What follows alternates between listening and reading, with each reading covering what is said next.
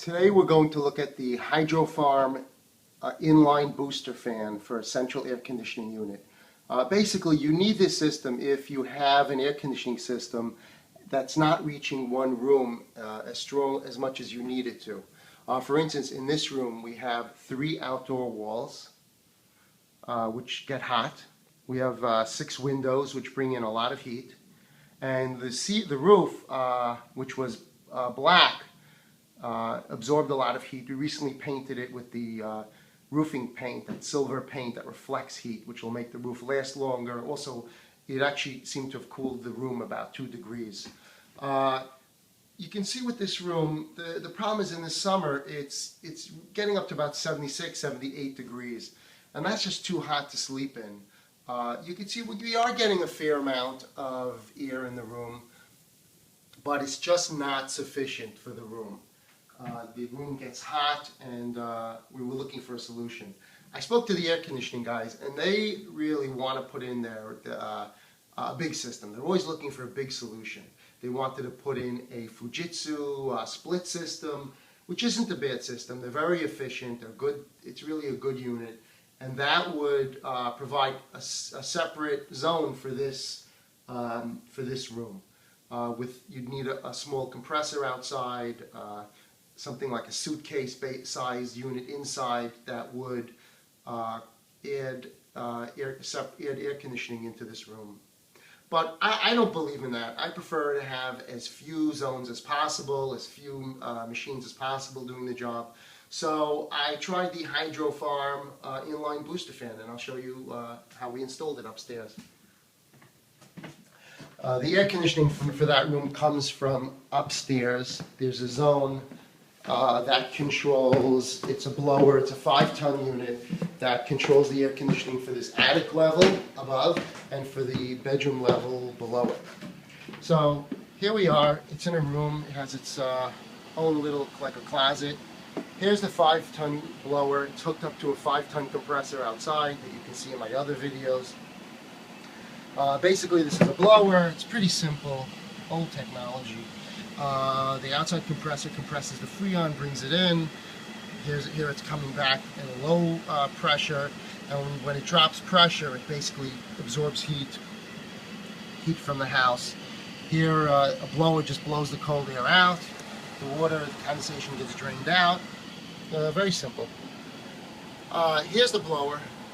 The blower blows the air straight up into the attic crawl space, and it comes back out of those the ceiling blowers, the vents. So what you want to do first before installing the unit is look around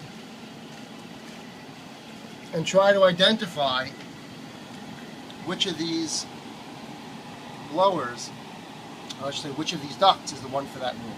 So you do that, you look, try to eyeball it, try to figure it out.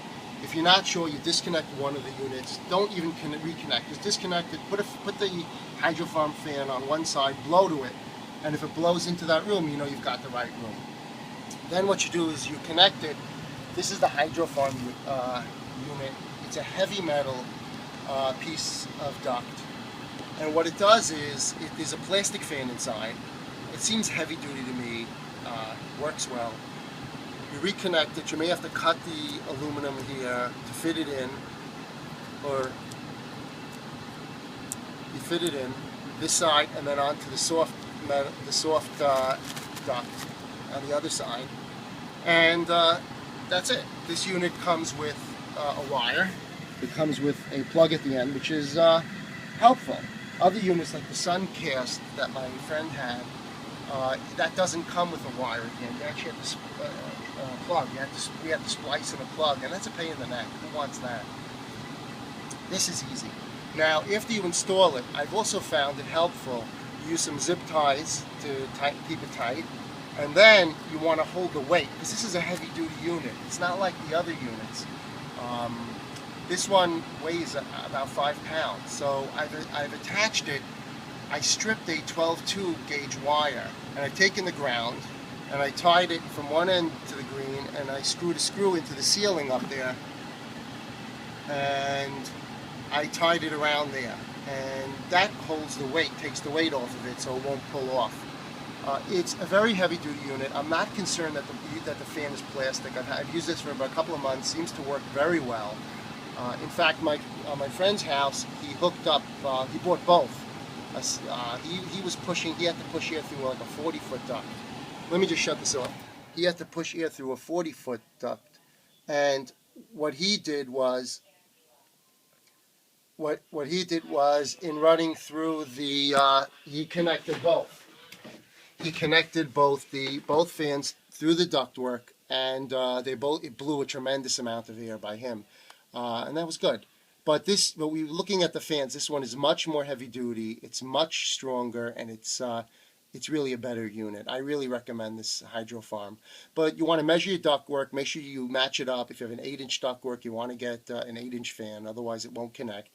And we'll take a look at it. Now, the next question is, when should you turn the fan on? I mean, the minute you plug it in, it's going to power the fan. So there's a couple of things you could do. On one hand, there's a thermostat unit that they sell that you drill a hole in the duct, you hook this box on, and it senses when your air conditioner, or sometimes you could use this for a heating system, turns on.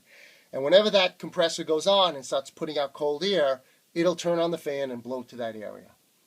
The other solution that we did at my friend's house was we hooked it up through a thermostat and then hooked it up through his Insteon system, so that whenever it's a regular, any air conditioning thermostat has 2 screws that when it gets too warm, it just connects, it'll close the normally open circuit.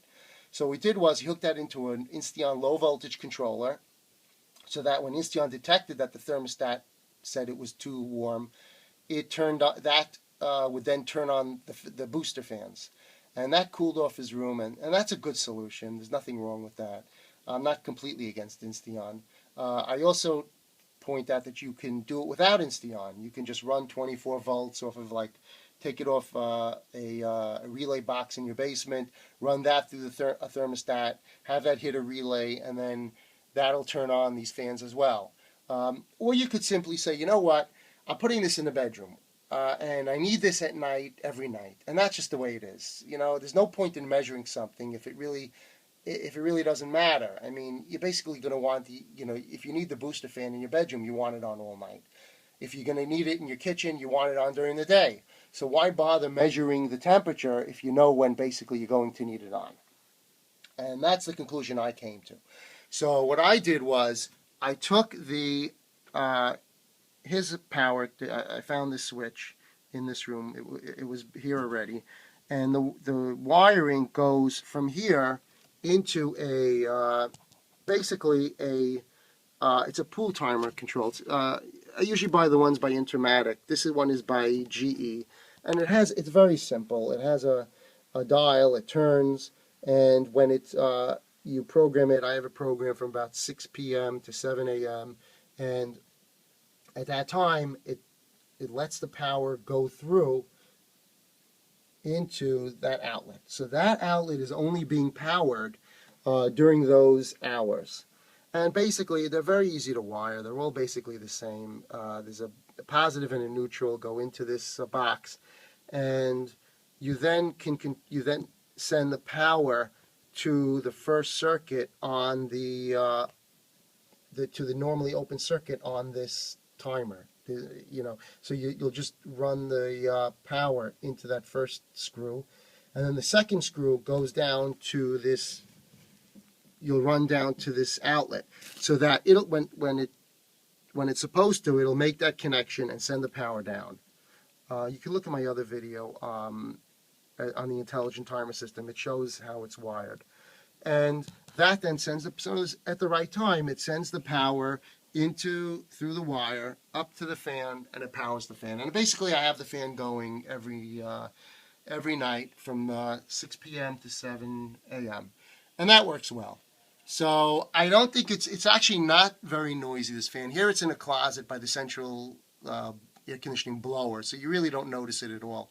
But I'll show you how it works, and we'll go down and check it out. First, I'm going to turn the fan back on, the blower. Okay, this is the sound of the fan working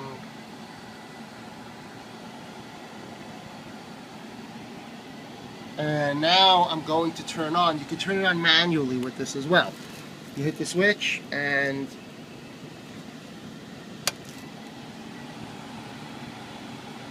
oh, I hit it on. Let's see. Now it's on. I can hear it. I'm not sure if you can hear it on the video. It's really not noticeable. I can feel it vibrating. It's really quite powerful. Let's go downstairs and let's see the difference.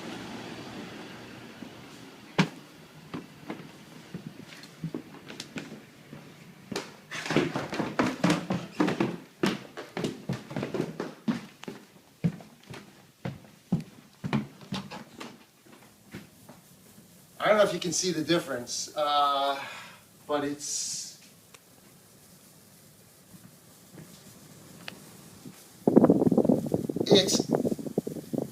I would say that you're getting about 2.5 times the air flow that you had before. Roughly 2.5 times. That makes all the difference in this room. I mean, you really have the temperatures dropped by about, so far, it hasn't been the hottest days, by about 7 degrees. It's very substantial. I mean, the temperature here is hitting 68, 69. It never did that in this room. So what we've accomplished here is we've boosted the air conditioning into this room, probably by about 2.5%. The airflow is tremendous. I mean, I can't even close the door in this room. The pressure is just trying to fight back. I think you can see from the picture that it really is much more powerful. You can hear it. So you don't need those, if you have this issue, you don't need those a split system or an air conditioner to add to this. You can simply just put on that blower, the Hydrofarm blower, and it'll more than double the airflow in your room and totally change the temperature in your room. I hope this helps you. If you have any questions, just put it in the comments.